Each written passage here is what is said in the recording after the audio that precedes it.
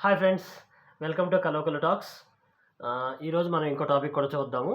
ఆ టాపిక్ ఏంటంటే, నిన్న మోదీ గారు భూటాన్‌కి విజిట్ చేశారు. భూటాన్‌ని పర్యటన జరిగింది. అయితే ఈ భూటాన్ పర్యటనలో అసలు రహస్యం ఏంటి? ఎందుకు వెళ్ళాడు? కారణం ఏంటి అని తెలుసుకుంటే, నిజంగా కొంచెం ఇది చాలా డిప్లొమాటిక్‌గా జరిగినటువంటి విషయం.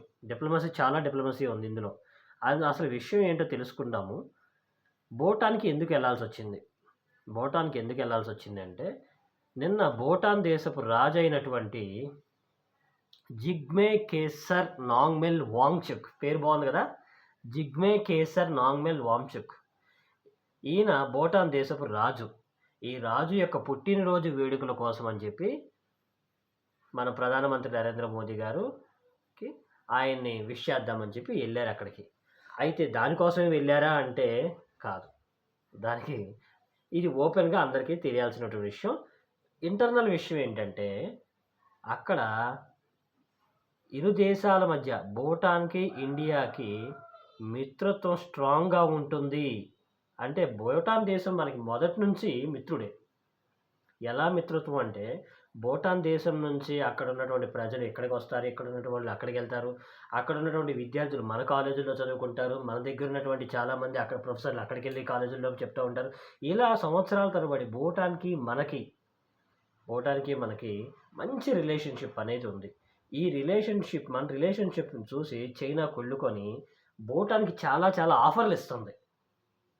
వాళ్ళకి రోడ్లేస్తామని జెప్పి, మేము మీకు ఆర్థికంగా హెల్ప్ చేస్తామని చెప్పి చాలా చాలా ఆఫర్‌లిస్తుంది. సరే, మన ప్రధానమంత్రి చూసాడు. ఒక టైమొచ్చిందిప్పుడు. సో, ఇప్పుడు వెళ్ళాల్సిన టైమొచ్చింది. ఎలాగో ఇన్విటేషనొచ్చింది. భూటాన్ దేశపు రాజు యొక్క పుట్టినరోజు వేడుకలకు ఇన్విటేషనొచ్చింది, వెళ్లారు. సో, ఇదే రైట్ టైమ్.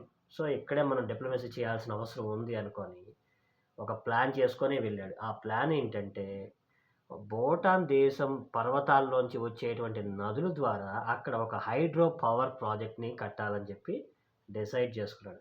అలాగే ఆర్థికంగా కొన్ని సంస్కరణలు కూడా భూటాన్‌కి, ఇండియాకి చేయాలనే ఉద్దేశం చేత అక్కడికి వెళ్ళి ఇరు దేశాలు చక్కగా అగ్రీమెంట్ మీద సైన్ చేసుకుంది.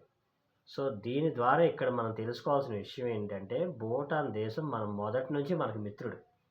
మన మిత్ర దేశాలని మనం ఎప్పుడూ వదిలిపెట్టము. మన మిత్ర దేశాలను మనం ఎప్పుడూ కాపాడుకుంటూనే ఉంటాము అని చెప్పి మోదీ చెప్పకుండానే చేశాడు ఆ పని. సైలెంట్ కిల్లర్ అంటే అర్థం ఏంటో చూపిచ్చాడు. ఇది చైనాకి మింగుడు పడటం లేదు.